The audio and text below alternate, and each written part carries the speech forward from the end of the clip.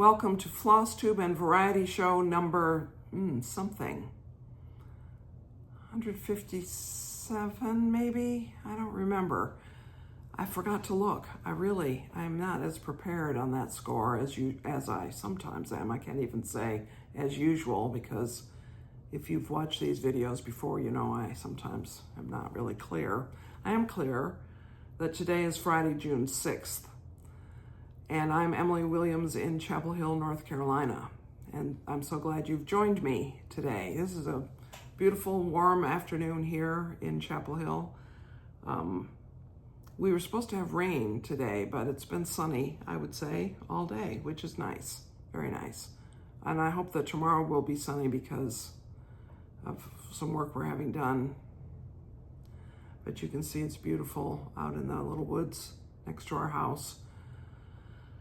But Flosstube means cross stitch and variety show means other things. And we'll see what the other things are after a bit.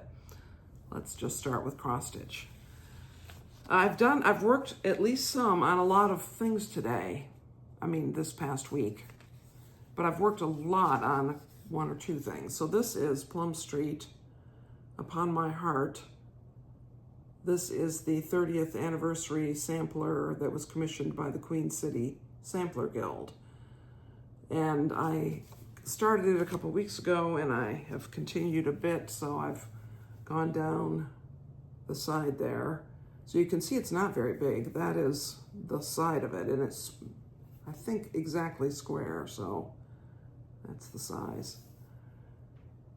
And it's charted for, as most Plum Street is, a variety of different threads, not all the same manufacturer. And this is 40 count Dolley Madison. So I got it as a kit, mainly because it had all the different threads and I just don't have access. I would have to have ordered them somewhere. It does have a few DMCs, which came in the kit, which I didn't probably need, but that's all right. I have worked on Under the Roof of Blue Ionian Weather. I think I have not quite, I'm almost at the point of having 10,000 or fewer stitches to go out of 72,000. So this is the whole thing.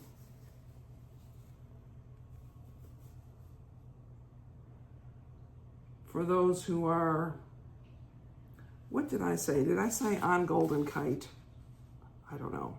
Golden Kite is the company that charted this. So for those who are newer to this channel, this is full coverage.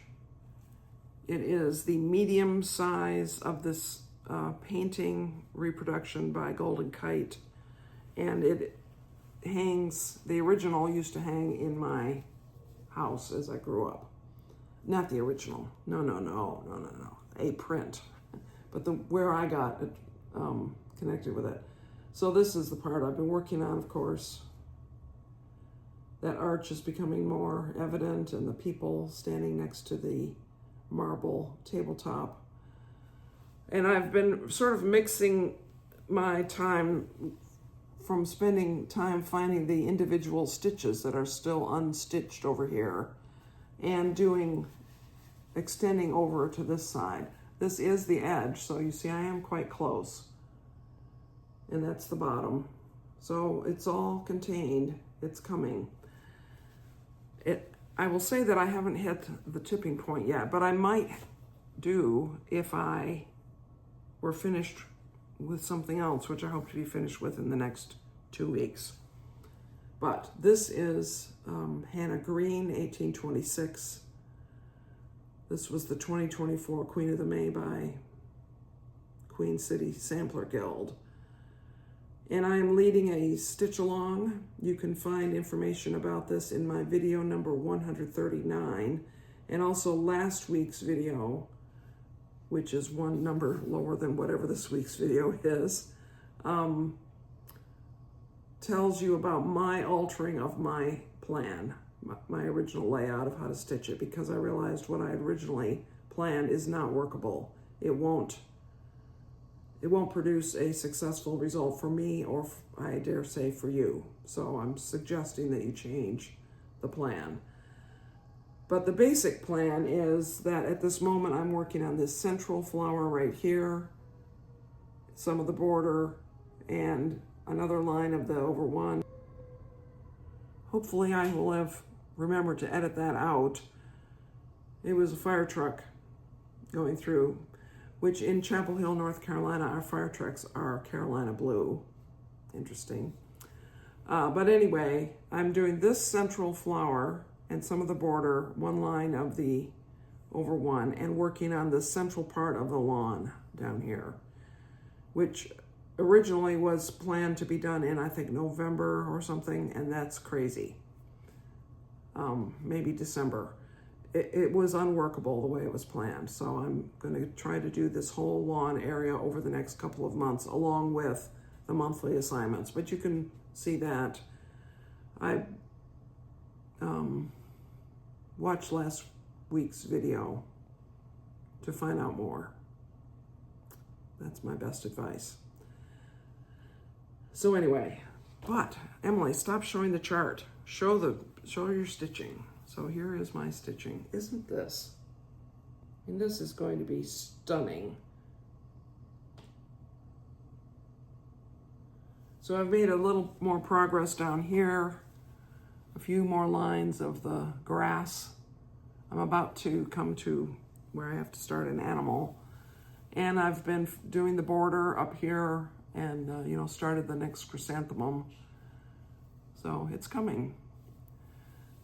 I did actually spend quite a bit of time on the stitching, but it doesn't look like it. It's just how it is when it's a big piece and there's full coverage. This border has, if you can tell, it has 4 different colors in this viney part. And each, I love these chrysanthemums. That's what they are, isn't it? I think so.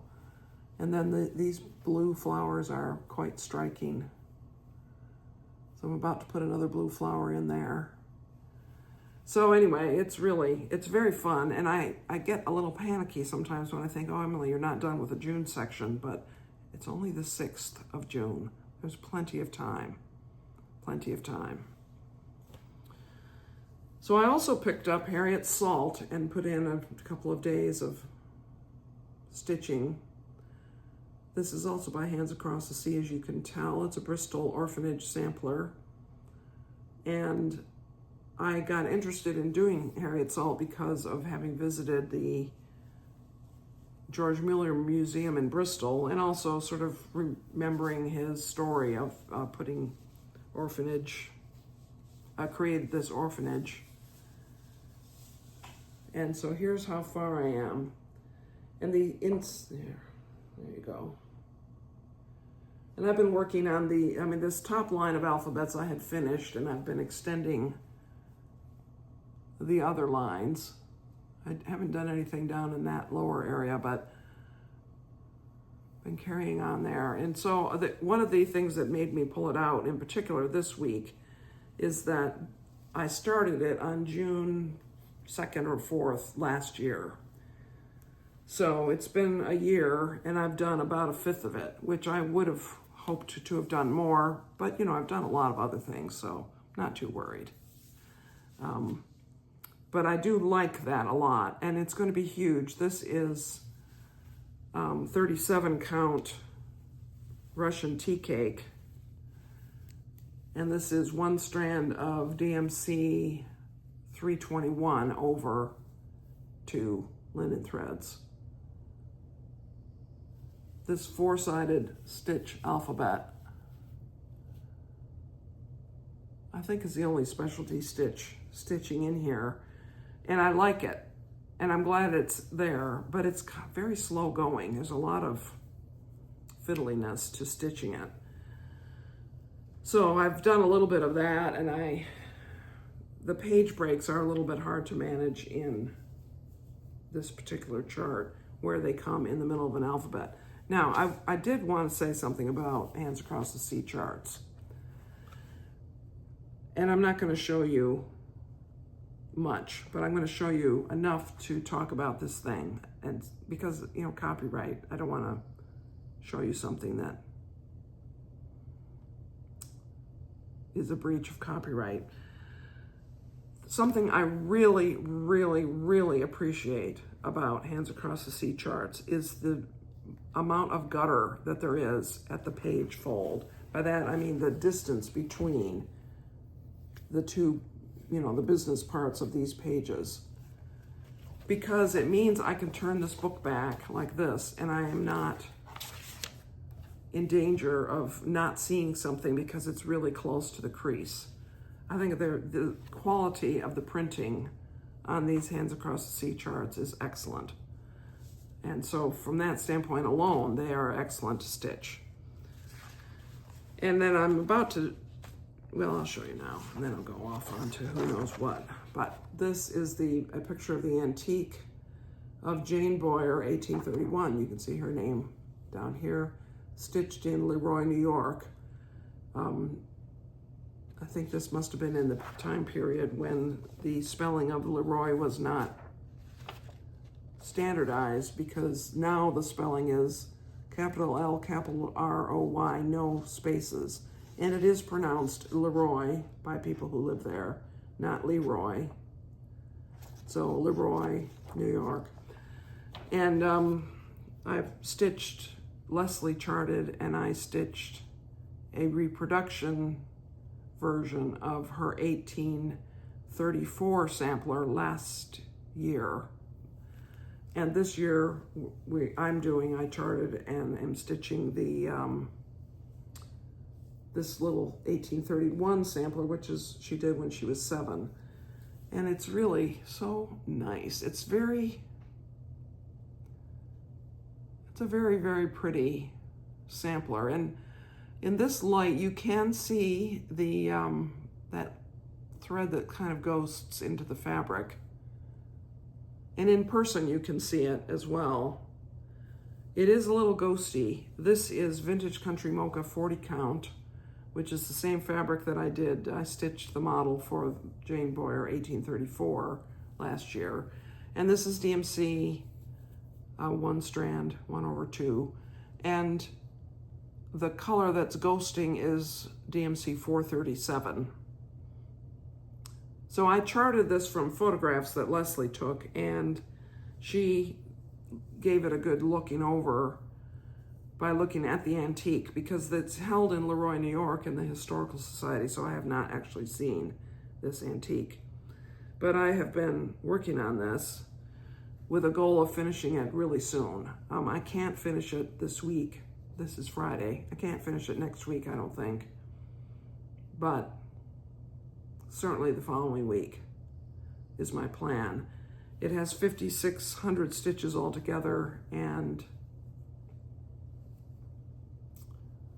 I think I have about 2,100 stitches left, something like that. So it is getting there.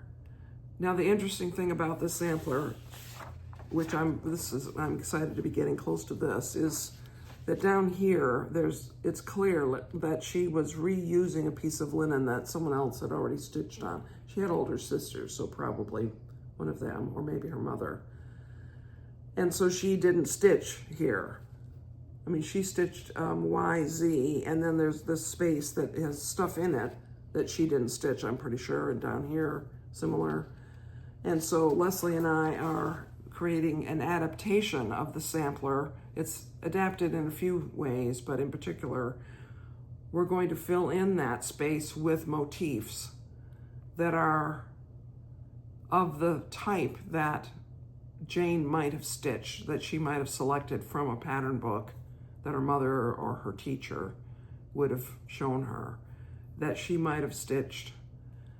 And we're going to, in the printed chart, provide a few other choices that the person who stitches this can choose from if they don't prefer the ones that I'm going to stitch in the model.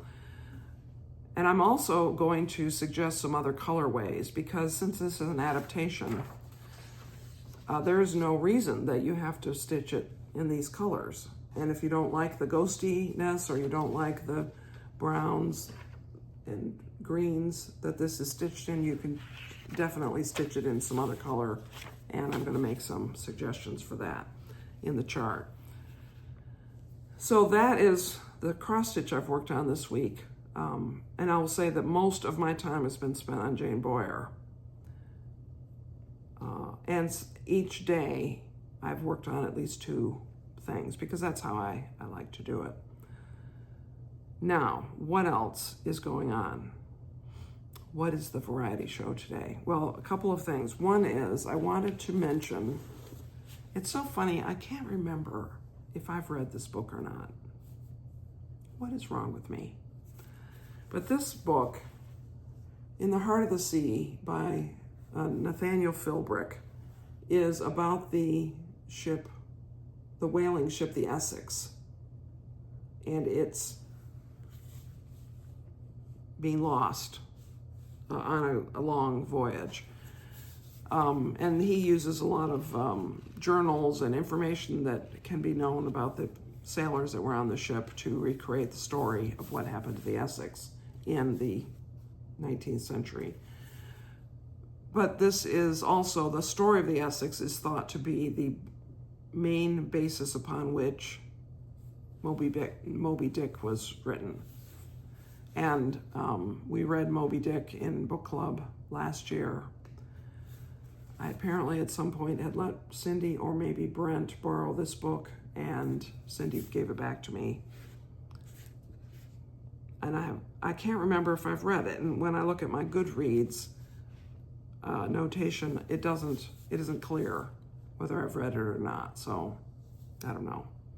But anyway, I just thought it's been here on the table. I've been sort of setting it aside to look through to try to see if I've read it. I don't think I have. And to mention. And there are a number of great books about, I remember as a young teenager reading books about whaling. And I'm sure some of them were probably young adult type novels about it, which, are there such novels anymore? Whaling, the whole idea of whaling, of course, is very frowned upon now in the world. And there are international agreements governing whaling, placing great limits on how many whales can be taken and by whom. Not just anybody can get a whaling license the way you can get a fishing license to go down to your local river or pond. But I remember reading a lot of books about whaling as a child, and one of them was not Moby Dick. I did not read Moby Dick until last year when book club was reading it. So I'm not sure what I read, but I did read it. It was always fascinating, adventurous, interesting to learn about the parts of the world and the way the voyages worked and the ships, how they were set up. Sort of similar to my interest in reading about the wooden naval sailing ships in the turn of the 18th to 19th centuries, the Napoleonic Wars and before that in the 18th century. A couple of examples of those series are by Patrick O'Brien, the Jack Aubrey series, Master and Commander, and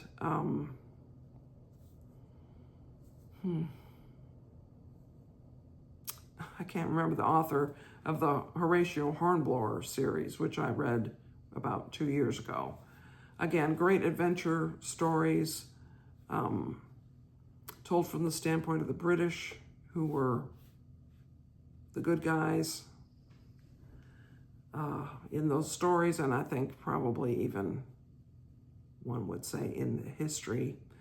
And I also read a book which was a nonfiction about the American naval ships in the Mediterranean trying to keep our shipping interests safe and dealing with the Middle Eastern rulers.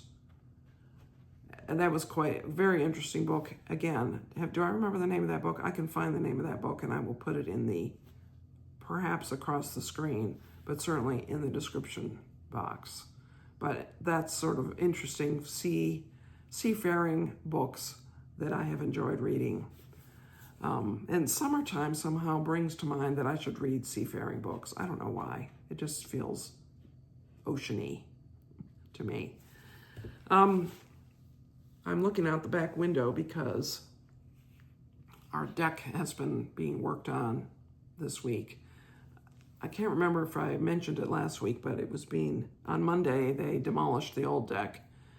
And a friend of ours is a retired architect, and he did a design for us that expands the deck slightly and makes the shape and layout of it more useful for us.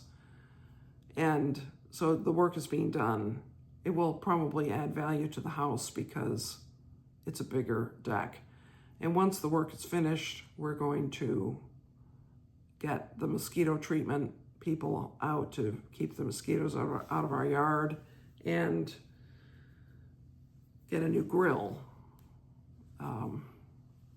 We should really go shopping for a new grill. I think the deck will be finished midweek next week. Maybe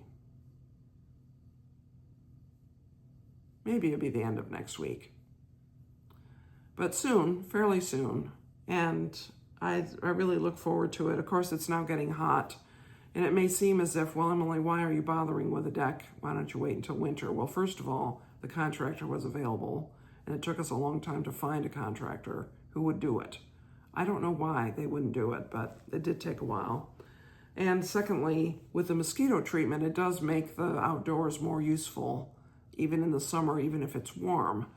Because in the early morning, it's not bad. It's sometimes, in fact, often it's pleasant on the deck.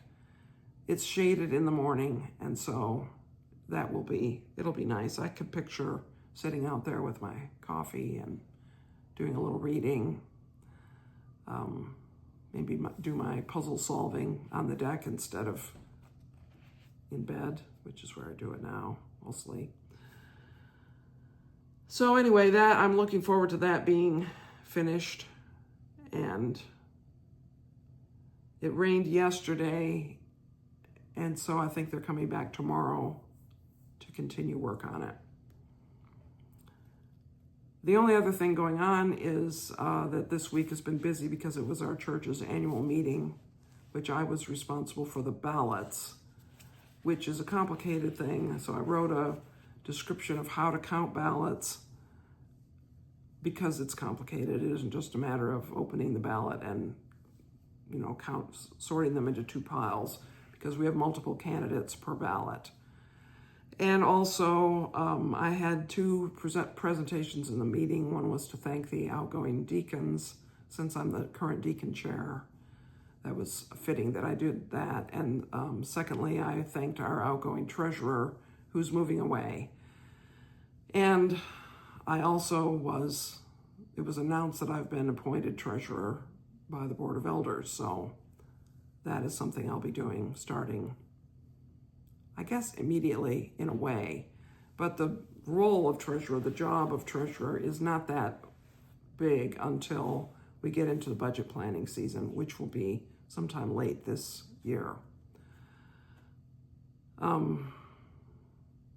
I also really do need to get back into the HOA swing of things and get a few things taken care of there. It's high time.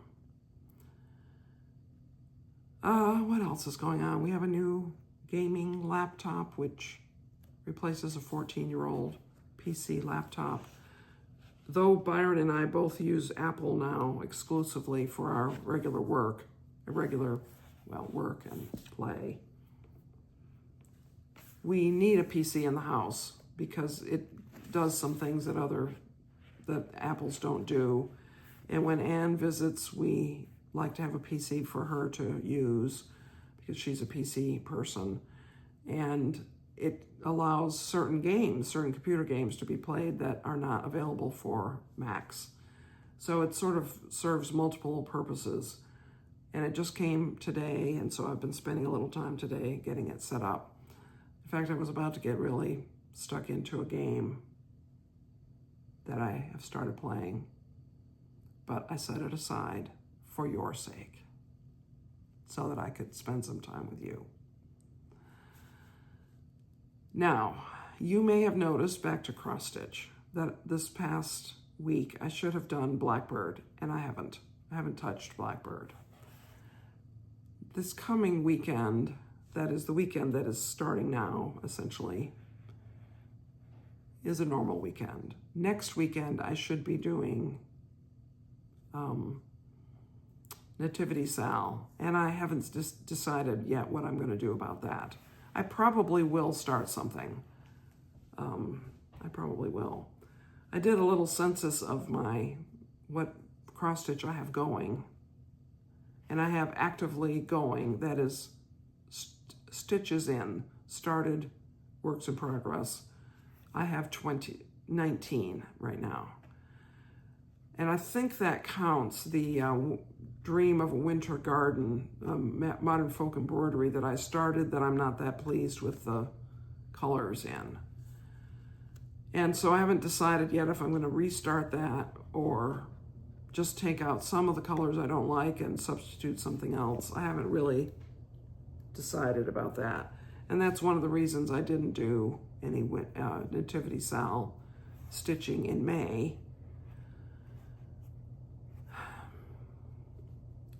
I don't know. You know, on the one hand, I think to myself, it takes too long. It's too big a deal to stitch something that you don't like, because it takes so much time to cross stitch anything.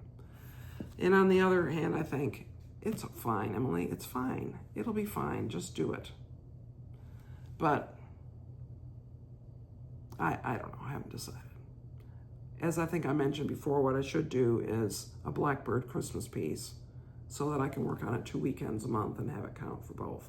That would be very smart. With my current state of being at 20-ish, 19 or 20 whips. It's funny, back in the day, I used to think 6 was my sweet spot.